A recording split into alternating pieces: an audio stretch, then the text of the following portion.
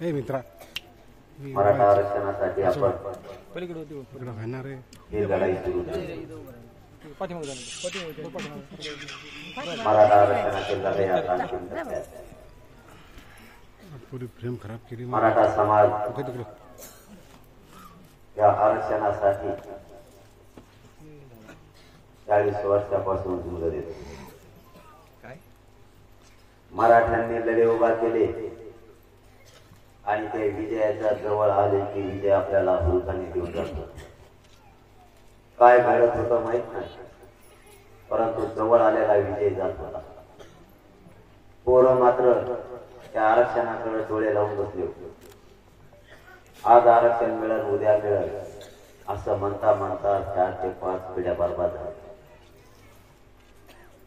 या आरक्षणाच्या लढाईत आणखी बलिदान सुद्धा गेले. आतापर्यंत 200 ते 250 बलिदान या मराठा आरक्षणासाठी पोरांचे गेले. पण हे आरक्षण विजयाच्या टप्प्यात येत नव्हतं. ज्यावेळेस गावखेड्यातल्या सर्वसामान्य करोडोच्या संख्येनं मराठ्यांनी हे आंदोलन हातात घेतलं, सामान्य शेतकऱ्यांचे पोरं या आंदोलनात उतरले आणि सगळ्यांना एकच ध्यान घेतला, आता आरक्षण घेतल्याशिवाय मग हटायचं. आणि आज त्याचा परिणाम 54 लाख नोंदी या राज्यात मराठ्यांच्या नोंदी ओबीसी आरक्षणात आपल्याला. या 54 लाख नोंदीवरती 4 लोकांना जरी त्याचा लाभ मिळाला तरी आज 2 करोड लोकांना मराठा आरक्षण मिळालंय म्हणून सांगतात. ही लढाई मराठ्यांनी विशेष केली. आता लढा जर सकट मराठ्यांना आरक्षण देण्यासाठी असो. 80% लढाई मराठ्यांनी जिंकली.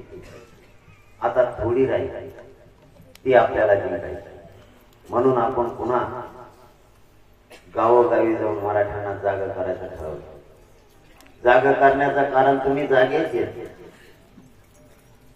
परंतु आपल्याकडून नकळत चूक होऊ नये म्हणून पुन्हा एकदा मराठ्यांना जागा करण्याचं काम चालतं.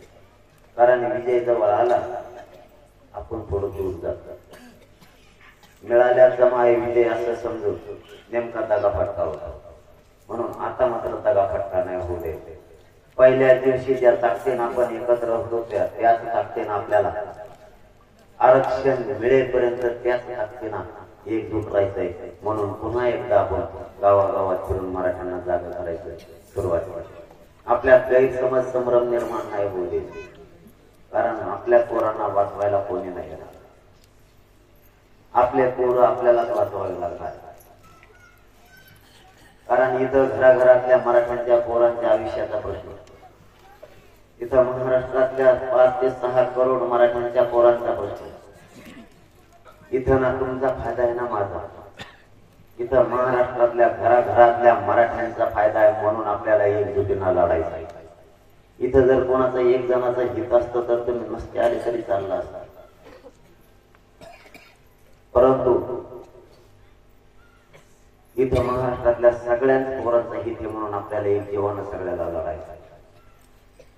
ही लढाई आपण आता जिंकत आणली. शेवटच्या विजयापर्यंत आपल्याला एक जीवानं राहायचं. 70 वर्ष आपल्या लेकरांना या आरक्षणाची वाट बघितली. त्याही अगोदर मराठा आरक्षणात असलेले पुरावे सापडले. 100 वर्षापूर्वीचे सुद्धा अगोदर तरीही मराठ्यांना आरक्षण. म्हणून आता ही लढाई अंतिम टप्प्यात आपल्याला जिंकायची. तुम्ही इतक्या लांब गमतले, तुम्हाला आरक्षण मिळालं. आता आम्ही इथं उन्हात येत म्हणल्यावर तुम्ही उन्हातच पाहिजे. तुम्ही कापरे कोपरे धरले सगळे सावली तुम्हाला बसले काय. आपण जर उन्हात तळलं तर आपल्या पोरं सावलीला बसणार आहेत. आपल्याला झिजावं लागणार आहे. आपल्याला ऊन वारा पाऊस अंगावर घ्यावा लागणार आहे. पोरांच्या सुखासाठी आता तरी शाने व्हा. आपले पोरं सुखी राहिले पाहिजेत. आपल्या पोरं मोठे झाले पाहिजेत. आपण जर हे सगळं सोचलं तर ते सुखी राहणार. तुम्ही शेतात काम कशासाठी करता? तुमचे पोरं मोठे व्हावेत म्हणून करता. तुम्ही जर शेतात कामं नाही केले तर तुमचे पोरं नाही मोठे होणार. तुम्हाला काम करावीच लागणार आहे. आई बापांना रात्रंदिवस कापड कष्ट करायचे आणि पोरं शिकवायचे. आई बापाचं स्वप्न आहे माझं पोरगा ठिकाणी झालं पाहिजे, ते नोकरीला लागलं पाहिजे. वेळे प्रसंग बापाने कर्ज सुद्धा काढायचं पण मुला शिकवायचं. आपण पोरं मोठे होण्यासाठी शिकवतो. एसटी वरची पाटी त्याला वाचायला आली पाहिजे म्हणून नाही शिकली. आणि आरक्षणापायी त्या आई बापाच्या स्वप्नाचा सुद्धा भाग. 1% जर पोरगा हुकलं तर घरापर्यंत रडत यायला लागला. आली का पण पैसे वरून तिथे सध्या घालून येतच नाहीत माझ्या. किती नमुना आहे त्यांना वर आले की वरची वरच माघारी पाहिजे. कारण आरक्षणावरच बोलायचं माझ्यापेक्षा दुसरं बोलायचंच नाही. मन लागलेलं येड लागलं कार्यक्रमात काही लोक तुम्हाला म्हणजे याला भूत लागलेले का येत आहे गावाच्या रस्ते 12 वाजता 2 वाजता 3 वाजता. आणि मी रात्री सुद्धा 4:30ला कार्यक्रम घेतलाय पाठ. मग काय म्हणत असेल ते बघा आता त्यांच्या मनात. मला नाही वाटत ते काही म्हणत असतील पण मी आपल्या इकडे मनातले मनात म्हणतो. मी रात्रंदिवस त्या गोरगरीब लेकरांचं काम व्हावं ते मोठे व्हावेत म्हणून प्रयत्न करतो. मीपणा नाही गाजले तेव्हा माझे पाठ नाही तुटून गेले. पाठ रात्री कोण येतो तुम्हाला चांगलं माहिती. तुमच्या तोंड नाही उघडायचं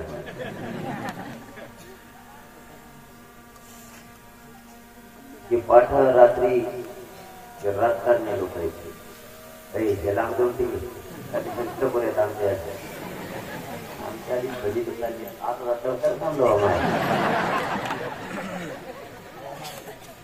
प्रत्येक गावात केलं माहीत बसावे लांब जाऊन टाकेवर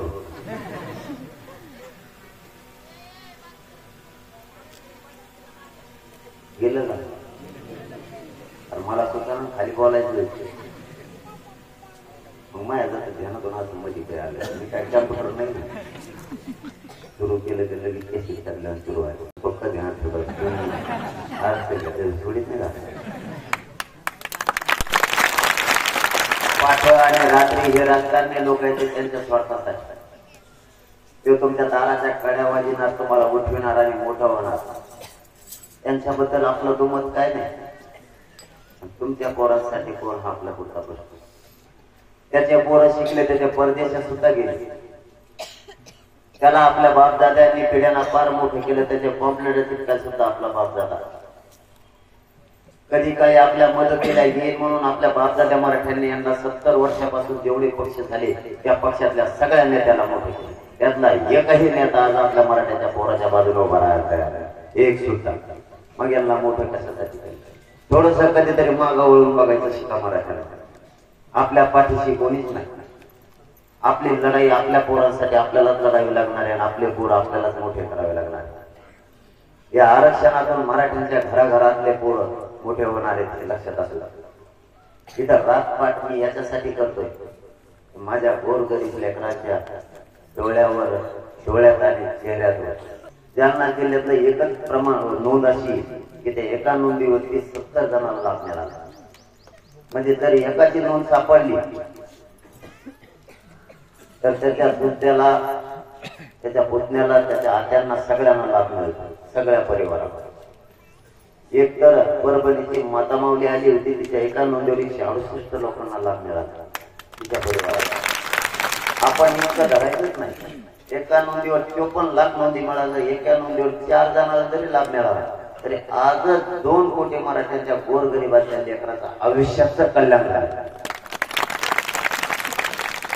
ही लढाई अगोदर गोदापट्ट्यानं उभा केली. गोदापट्ट्यातले 123 गावं एकत्र आले आणि महाराष्ट्रासाठी झुंजायचं ठरवलं. आजपर्यंत सगळा महाराष्ट्रात एक झालाय ही झुंज सुरू आहे. मी पूर्ण महाराष्ट्रभर सभा घेतली पण या गोदापट्ट्यातली खतखत माझ्या मनात होती. आपण आपली 123 गावात जायला पाहिजे. कारण त्या मनात सारखं येत होतं की 123 गावाला आपण भेटलं पाहिजे. म्हणून 123 गावात पुन्हा गाठी भेटीचा दौरा टाकला. मला माहिती आहे गोदापट्टा कधी थाटणार नाही. गोदापट्ट्याने जर एका शब्द दिला तर शेवटचे एक गाव 2 तुकडे केल्याशिवाय मग गोदापट्टा आता ही शेवटची लढाई आणि ही चालली मुंबईकडे लढाई चालली आता इकडे. मी त्याशी 17 तारखेच्या बैठकीत म्हणलो होतो आता इथंच करू आपण आंदोलन, इकडं मग बघू काय दमखातीचे पोटे लय बेकार. मी म्हणले मुंबई म्हणलो मग ती मुंबई चिरो विचित्र होईल की काय. आता सरकारने मला असं बेजार केले. मला मंत्र्याचे फोन येतात हे आपल्या पोरांना नाही का टाकलंय कोण मुसडीत घेऊन निघाले मुंबईत. आपले असे नमुनेबाज पोर येतो ते मंत्री फोन करीत होय मुसडीत टाकले काय म्हणलं मला नाही माहिती जाऊन. आणि ते जे सुईचं बसायचं ना त्या मसडीवर उलटे बसते. एकाने इकडे टाकड्या सोडल्या तर एकाने इकडे सोडल्या. ते म्हणते एका मसडीवर इतके माणसं कसं काय बसतात. म्हणलं मला काय माहिती कसे बसते तू जाऊन बघ. मी त्यांना आधी सांगितलं होतं तुम्ही मराठीत नाच लागू नका बरं. हे जर करायला लागले नाही तुम्हाला नाही बेजार करत. आता वाटायला लागलाय त्यांना की मुंबईत आले काय करते. मला एका मंत्र्याने प्रश्न विचारला दिंड्या जर पायी चालल्या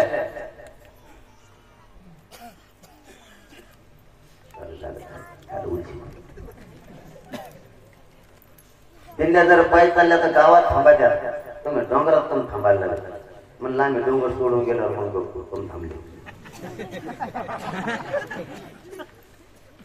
आता 2 आणि 3 कोटी लोक गावात थांबायचे म्हणल्यावर त्या गावात 6 महिने तरी सुधार कोणत्या भिताडाच्या कडीला कोण बसले आहे का चालायला गेला.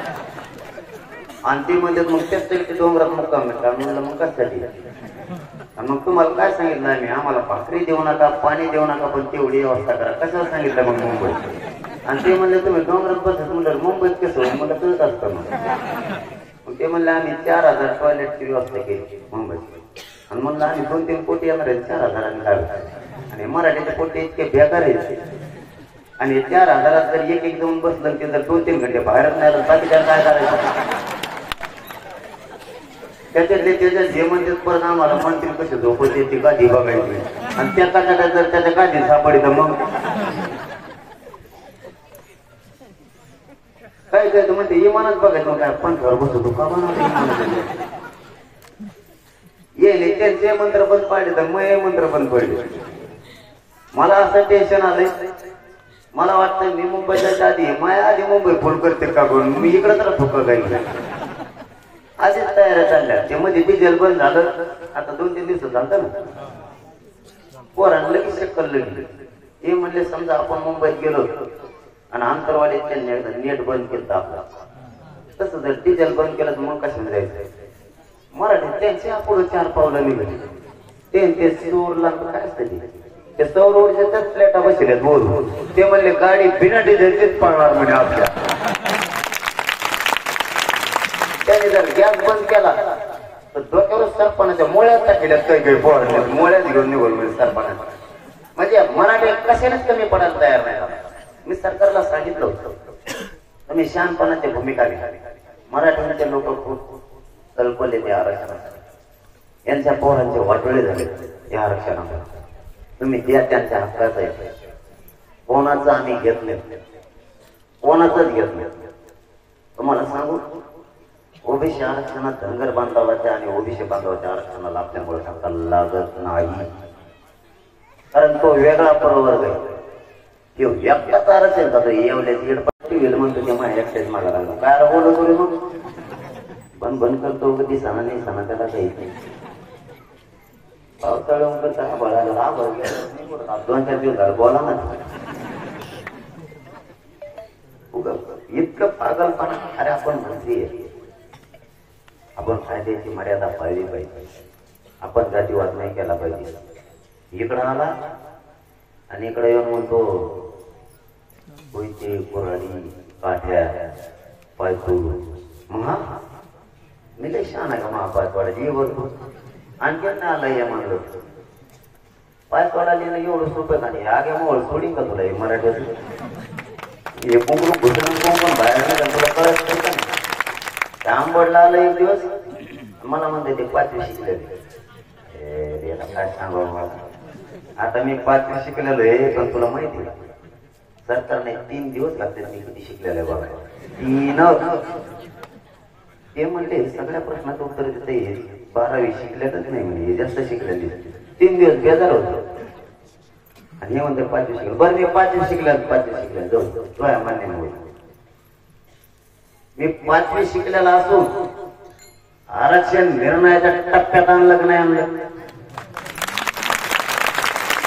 आणि मग तू जर एवढा हुशार होता तर तू जेलला गेलाच.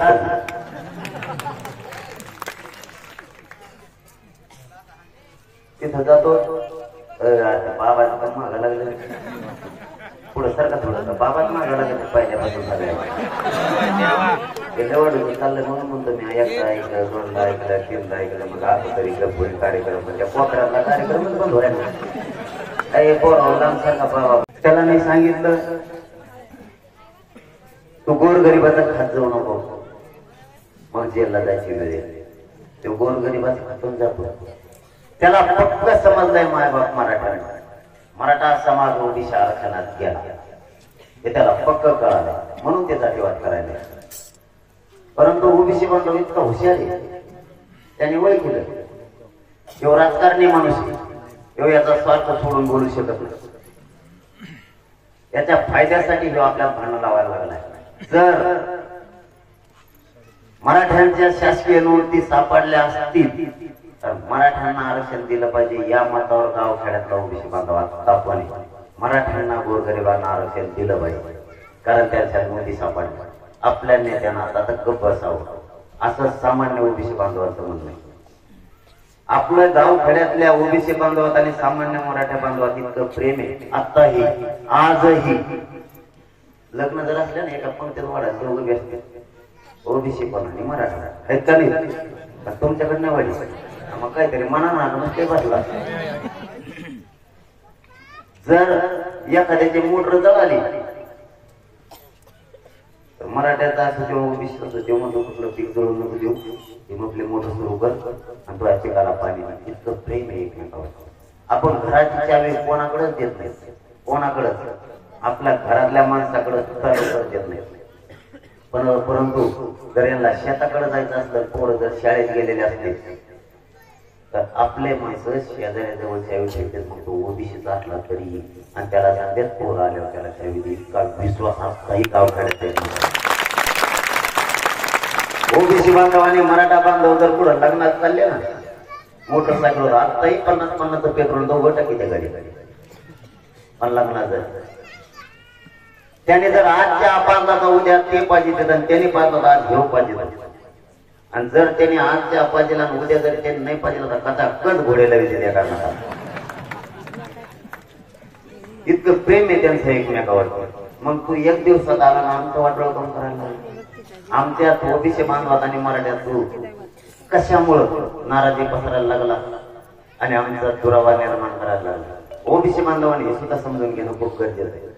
कारण सामान्य ओबीसी बांधवाला 12 जाती आहेत ओबीसीतल्या त्यांना ते खाऊ देत नाही. आत्ताही तेच माझ्याकडे आले होते.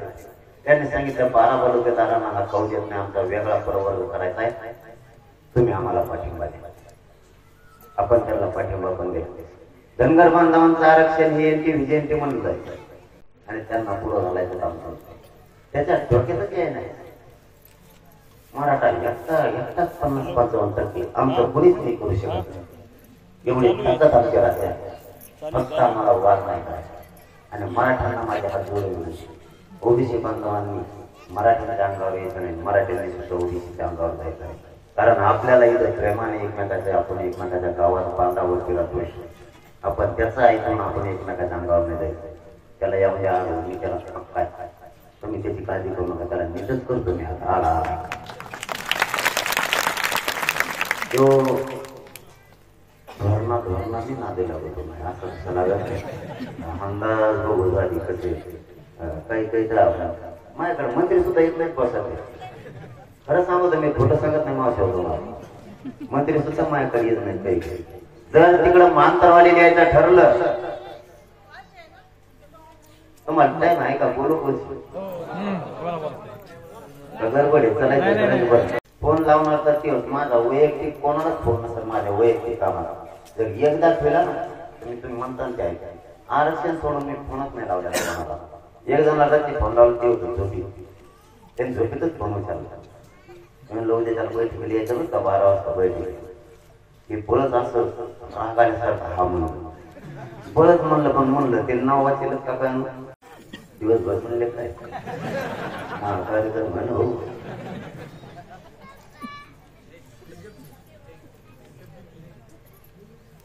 कुठं राहतं सांगा बरं.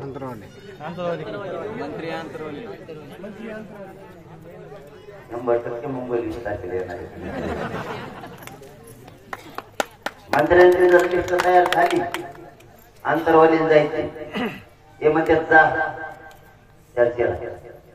हे आधी कामगार वाचून बघायचं पुढे जायचं. आंतरवाली म्हणले ते म्हणले मी नाही जातो तिथून दुसऱ्या पाठ. कारण इथं ओपन आहे सगळं. हे मराठ्यांचं पवित्र व्यासपीठ. काय बोलायचं नाही इथं बोलायचं कापऱ्या बोपऱ्या. कारण मी अंधारा चर्चा करतच नाही. तुम्हाला काय सांगायचं इथं ओपन सांगायचं आणि तसं बोलायचं म्हणजे ते येत नाही. आणि मग मी तिकडे जात नाही चलून दे कवर. त्यांना असं वाटलं होतं आंदोलन लई दिवस चलत नसतं. त्यांचा सगळ्यात मोठा गैरसमज होता. हे टप्प्याटप्प्यानं कदरत असतात आणि कमी कमी होत असतं. आपलं जसं आंदोलन वाढत तस तशी संख्या वाढायला लागली. आपली एकच सभा अशी नाही तिला 3 लाखापेक्षा जास्त महिला नाही. एक बी सभा. कारण हे आंदोलन आणि आरक्षण महिलांनी समजून घेतलं. ते समजलं. महिलांना कळालं आपले पोरं या आरक्षणामुळे मोठे होणार. मग मात्र आता आपण ताकदीनं लढलं पाहिजे महिलांच्या लक्षात आलं. मला जर हे आधी माहित असतं पाणेगावचे खटके तुमच्या हातात मी आधी तुमच्याकडे आलो असतो. हे मला लय उशिरा कळलं. तुम्हाला कळाल्यावर सगळं गाव येत. मला लय माशो बेदार केले येण्याआधी तुम्हाला माहिती. मी लय भारी यायचो आणि एक व्हा मला ते बोलतो घेऊ करून जायचे. पण मी बी लय पठ्ठे आहे. मी तुमच्याच रक्तामासाच आहे. तुमचंच पोरग आहे. मी बी सोडत नाही. मी 3-4 वाजता फोन लावायचा. अरे मला माहित होतं मी जर माझ्या सरकारला नाराज जर झालो मराठ्यांच्या पोराचं आरक्षण मिळणार नाही. आपल्याला हे लढायची काही निस्वार्थपणे मी लढतच राहिलो. आज त्याचा परिणाम असा झाला की सगळा मराठा समाज एक आला. आणि माझ्या मराठा समाजाचा मला स्वाभिमान आहे गर्व सुद्धा आहे की माझे जात 70 वर्षातून ताकदीने एकत्र. आता पहिलं लय अवघड होतं कार्यक्रम. मग आता फोन बघितला कसं कदारल्यावरच व्हायचं. जस का मी यांना रोजाच लावायला बघितलं काय काय तर एकदाच मागच्या वाजता होतं. तर मी एक जणाला फोन लावला. रस्ते 2 वाजता लावला. मी केव्हा फोन लावायचा उद्या त्याला सगळ्यांना सांगून टाका गावोगावी त्यांनी विचार केला पक्का आणि ते सांगणार आणि जातो मी गावोगावी शेत आम्ही समजू. मावश्या होतो मला सोडून माझी विनंती मुलगा यांना सगळ्या उद्यापासून कामाला. कारण घराघरात लेकराचं हित येत यांना मोठं करायचं यांना आपल्या पोरावर. हे काय 2-4 वर्षाचं 1 वर्षाचं आरक्षण नाही. पिढ्यांना परत आयुष्यभराचं तुमच्या लेकराचं कल्याण होणार आहे. यांना रोज काम सांगायचं गावागावात जाऊन जागृती करा. हे जर नाही गेले ना यांच्या भाकरीच बंद करून टाकतात. तुम्हाला काय करायचं मी आणि तुमचा भाऊ तुमच्या मागं त्यांना सुधरून द्या ना. त्यांना आत्ता पिऊन टाकतो. तुम्ही यांचा विचारच करू नका. कारण मी तर स्वतःच्या पोराचं हित आहे. लाजू नका. तुम्हाला पाय पडून सांगतो लाजू नका. महिलांनी सुद्धा महिलाची जागृती करा. महिलांनी सुद्धा महिला समजून सांगा तुझ्या लेकराला लागणार आहे माझ्या पण लागणार आहे. कधी काळी तुझं माझं भांडण झाला असं पण सोडून दे. मी 4 पावलं मागं घेते. डायरेक्ट सांगा तिला पण एक द्या. महिला सुद्धा एक लाजू नका. काही काही महिला म्हणतात आम्हाला लाज होते. तुम्ही शेतात काम करता का नाही लाजतो का आपण. कारण तुम्ही जर काम नाही केलं तर आपले लेकरं मोठे होणार नाही. त्याच्यामुळे काम करावं लागणार आहे. तसं या आरक्षणाची जनजागृती केल्यामुळे तुमचेच पोरं मोठे होणार आहेत. एवढंच सांगायचंय फक्त. आरक्षण घेऊन तर आपण सुद्धा ताकदीनं महिलांनी शांततेत लढायचं. आपण सुद्धा आपली माता माऊलीची ताकद दाखवायची. आपण एकजूट करू महिलांची महाराष्ट्रभर गावागावात खेड्यात तालुक्यात जिल्ह्यात एवढंच म्हणायचं. याच्यात काय लाज आहे. तरी काही महिला म्हणतात लाजून बरं वाटून तुला काय करते मग आता करतच मग आता आम्ही काम. पण मग एक प्रश्नाचं उत्तर दे आली तेव्हा जिरू भरायला मग कसं गल्ली गल्ली कॉम्प्लेट घेऊन पळत पतंग हान नारळी कशी बया कबशी बाराबार हान मग कसं सांगायची. मग तो तीर मोठा होतो तो कोणत्या तरी साहेबाचा असतो. हे दोघच मोठे होणार. त्याला एखादा साहेब गटार गुटार नाली फिरी देत ते साहेब मोठा होणार, साहेब तो दीर मोठा होणार. तो या पोराचं काय, तो उस तोडायला पाठवतो. आपल्या लेकरा सुद्धा विचार करा. मी म्हणत नाही राजकारण करू नका, पण आता नाही.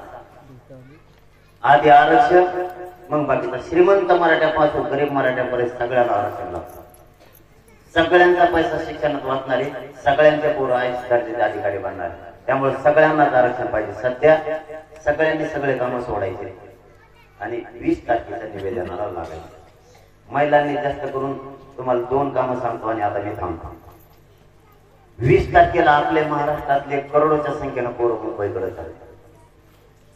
ते लेकरं तुमचं जाणार नसलं तरी त्याला तुमचंच बघा. कारण ते या महाराष्ट्रातल्या लेकरांना मोठं करण्यासाठी ते घराच्या बाहेर पाडलं. त्याला दुसऱ्याच समजू नका. तुमच्या गावातून जे जे पोरं जाणार आहेत, जे नाही, सगळ्या गावात सगळे जे म्हणल्यावर तुम्ही सततच निघा आणि नक्की येणार आहेत ना. नाही तर आता हा म्हणायचं नाही मी जायचे एका ठेसायचे मला तिकडे सगळेजण.